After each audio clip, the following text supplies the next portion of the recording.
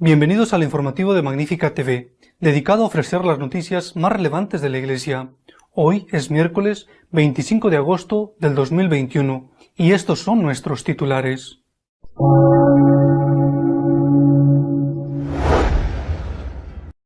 La solemnidad de la Asunción de la Virgen María se ha celebrado con especial solemnidad en Fátima.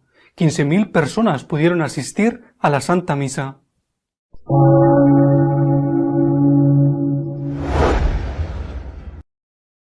Dos tercios de los cristianos que habían en Siria antes del comienzo de la guerra civil ha abandonado el país. La inmensa mayoría de ellos no volverán.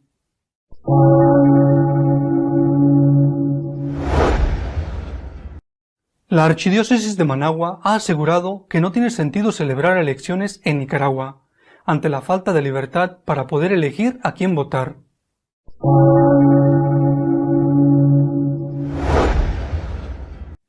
Ha causado mucho malestar entre los católicos de Lima la intención de su arzobispo de poner al frente de las parroquias a laicos y retirar de ellas a los sacerdotes.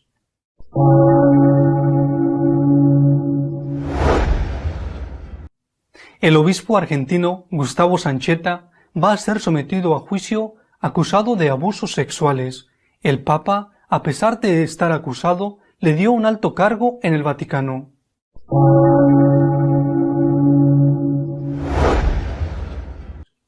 «15.000 personas, el máximo permitido, asistieron a la Santa Misa en el Santuario de Fátima, con motivo de la celebración de la Asunción de la Virgen María». El número de personas permitidas en el santuario, aunque aumentó un poco, continúa siendo bastante restringido con la intención de mantener los protocolos de seguridad y evitar la propagación del COVID-19 en el país. Durante días recientes, entre el 12 y el 13 de agosto, se llevó a cabo en Portugal la peregrinación internacional Romería de los Migrantes, con motivo de la cuarta aparición de Nuestra Señora a los tres pastorcitos. En esta ocasión se reunieron 15.000 fieles, el doble de los que se permitieron en las últimas celebraciones realizadas en mayo, y quien presidió la ceremonia religiosa fue el cardenal Jean-Claude Hollerich, arzobispo de Luxemburgo. La directora de la obra católica portuguesa, Eugenia Costa, dijo que ha llegado el momento de reconstruir a partir de un tiempo fuerte de espiritualidad como el que nos ofrece este santuario, altar del mundo en el que sentimos que tenemos una madre en quien podemos confiar en nuestra angustia, llorar nuestros dolores, recuperar nuestras energías, renovar nuestra esperanza.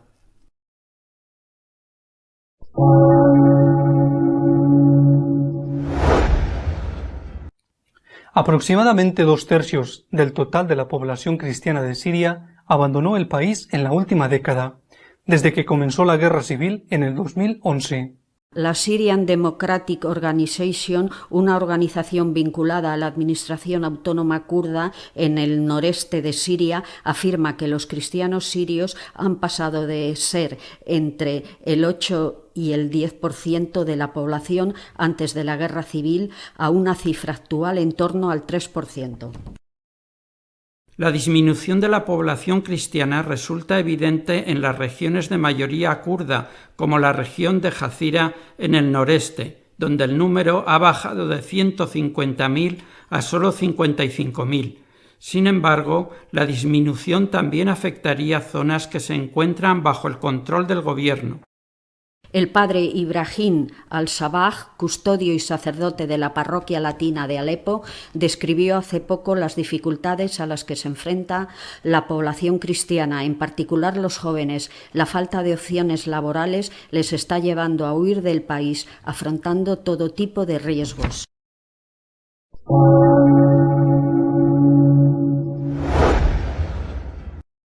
Nicaragua va a celebrar unas elecciones fraudulentas, y por eso no tiene sentido llevarlas a cabo, han asegurado desde la Archidiócesis de la capital, Managua. La Archidiócesis de Managua, a través de su Comisión de Justicia y Paz, ha denunciado la violación sistemática de los derechos políticos y constitucionales en la campaña electoral para la votación de noviembre. En un comunicado, Justicia y Paz denuncia la grave situación de persecución que el régimen de Daniel Ortega ha desatado en los últimos meses contra sus opositores, candidatos presidenciales, periodistas y líderes políticos. A esto se suman las amenazas a la Iglesia Católica, las ofensas contra sus sacerdotes y obispos, las limitaciones en la concesión de visas o residencia para sacerdotes extranjeros, el hostigamiento a feligreses laicos y otras acciones ilegales e intimidatorias. Por eso, el pueblo nicaragüense, que tiene derecho a elegir distintas opciones políticas, no puede expresar su preferencia en la votación de noviembre. El proceso electoral, que debe ser una fiesta cívica, se vive con miedo e incertidumbre, porque no hay condiciones para unas elecciones democráticas, continúa la declaración.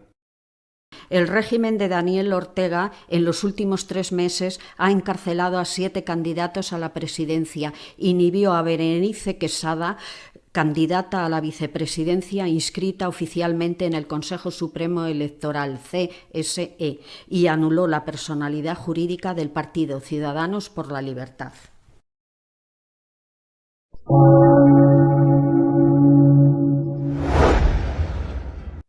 El arzobispo de Lima quiere poner las parroquias en manos de los laicos y hacer que los sacerdotes se limiten a celebrar misa de vez en cuando. Monseñor Mastasoglio, arzobispo de Lima, ha pedido permiso al Vaticano para poner a los laicos al frente de las parroquias y relegar a los sacerdotes a la función de meros celebrantes de la misa. En una conferencia, el prelado dijo que está pidiendo permiso al Vaticano para varias cosas que no están permitidas, entre ellas que familias o parejas o grupos de esposos o de personas mayores laicas asuman parroquias. Los sacerdotes, según el obispo, se deberían dedicar a estudiar y una vez por semana celebrarían la misa o como mucho tendrían 2 misas el domingo.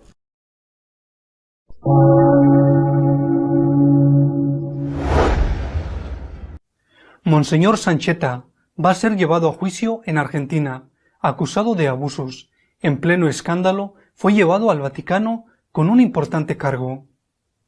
El juicio contra Monseñor Gustavo Sancheta, obispo emérito de Orán, Argentina, imputado por el delito de abuso sexual, ha sido fijado para los días 12 al 15 de octubre. El obispo fue citado bajo apercibimiento de ley y se espera que al menos 39 testigos presten declaración durante la audiencia. En 2019 se solicitó la captura internacional del imputado porque no respondía a reiteradas llamadas telefónicas ni correos electrónicos, a pesar de que esos intentos de contacto fueron hechos al número telefónico y la dirección electrónica aportados voluntariamente por el sacerdote. En noviembre, Sancheta se presentó ante la justicia y volvió a irse al extranjero.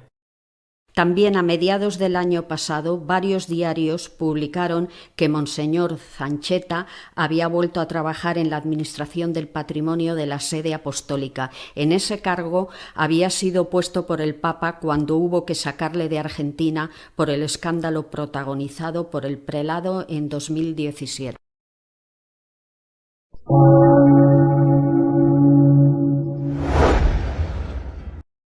Nuestro editorial de esta semana está dedicado a comentar las consecuencias provocadas por el relativismo dentro de la Iglesia.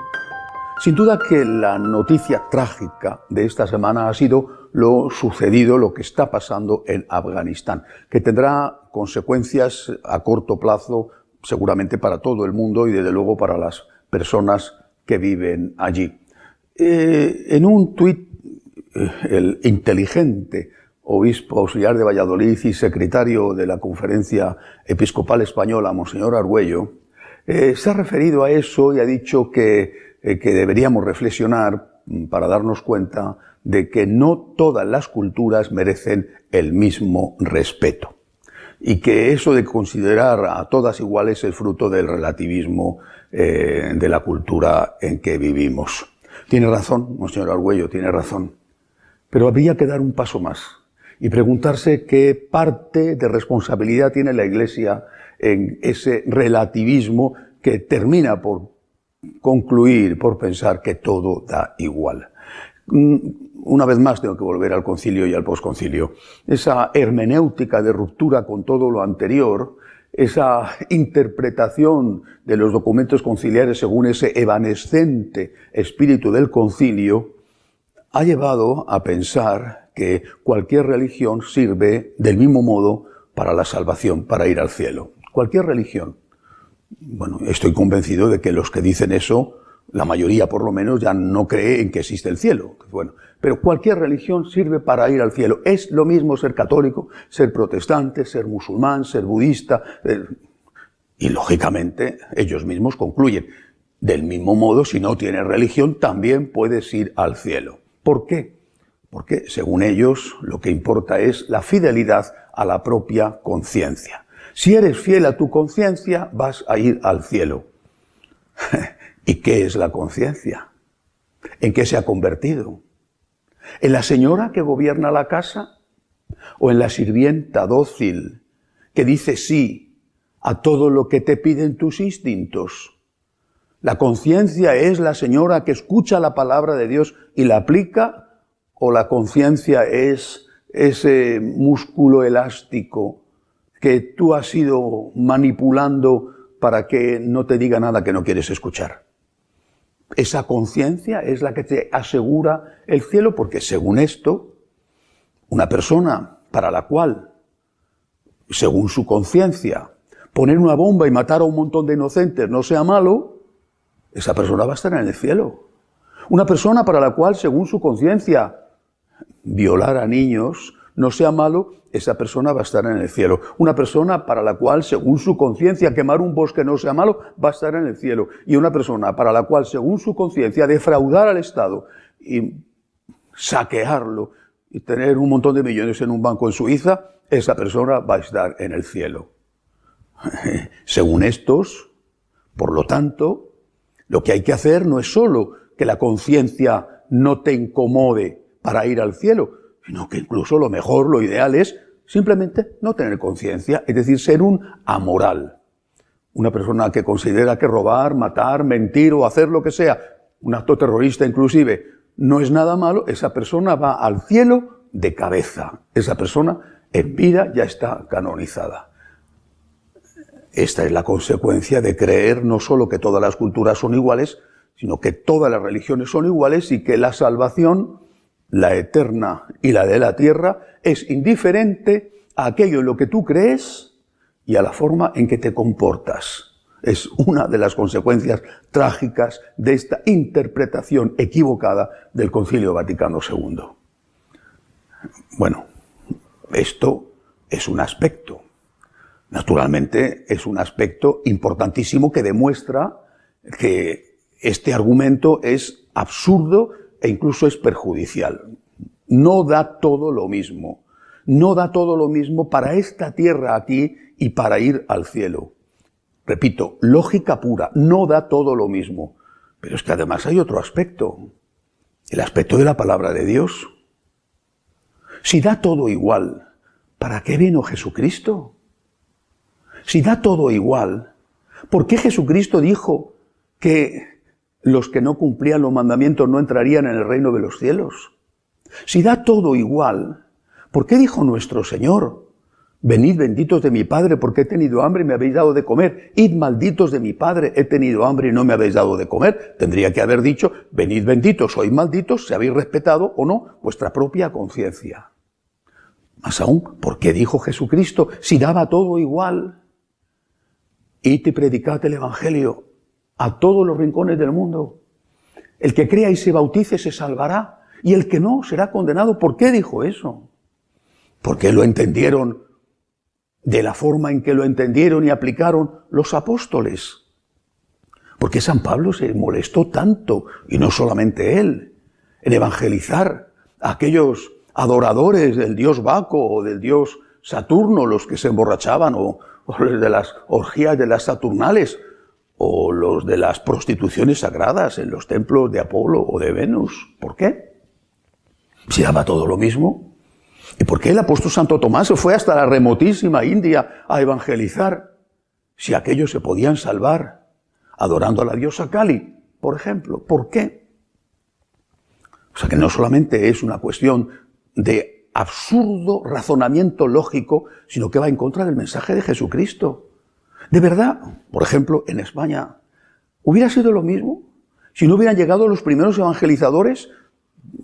Quizás San Pablo consta en una de sus cartas que quería venir a España, o quizá, según la tradición, Santiago, pero de luego alguien vino pronto a evangelizar en España. ¿Hubiera sido lo mismo? La vida aquí y el acceso a la vida eterna, y si los misioneros españoles, pagando un precio de sangre, aunque no lo hicieran todo perfecto, no hubieran recorrido de arriba abajo el continente, llevando la palabra de Dios, ¿hubiera sido lo mismo? ¿Hubiera sido lo mismo para los que vivían en esos países entonces y ahora? Y repito, y también para la vida eterna, ¿hubiera sido lo mismo? ¿Pagaron el precio de la sangre por capricho? ¿Se iban a América a evangelizar y se metían en los lugares más difíciles? ¿Y lo hacían por turismo acaso?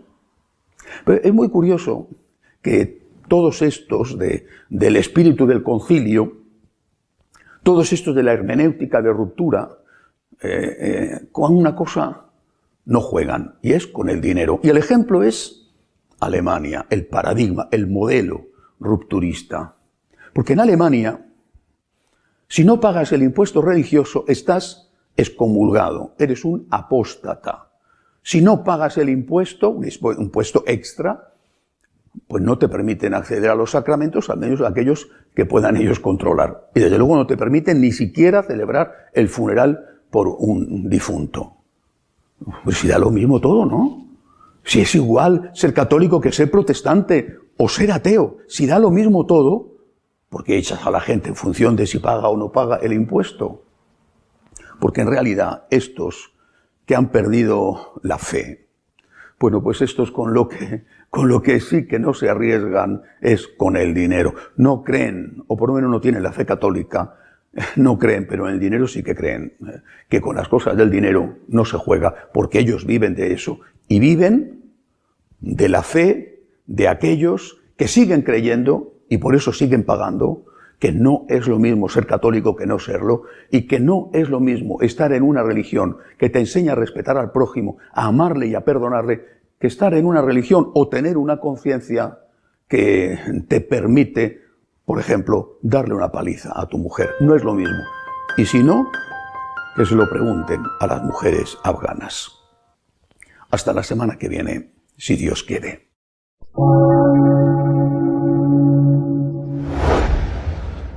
Si deseas estar al tanto de lo que va sucediendo en la Iglesia, puedes hacerlo en nuestra página web www.católicosonline.org. Hasta dentro de 2 semanas, si Dios quiere.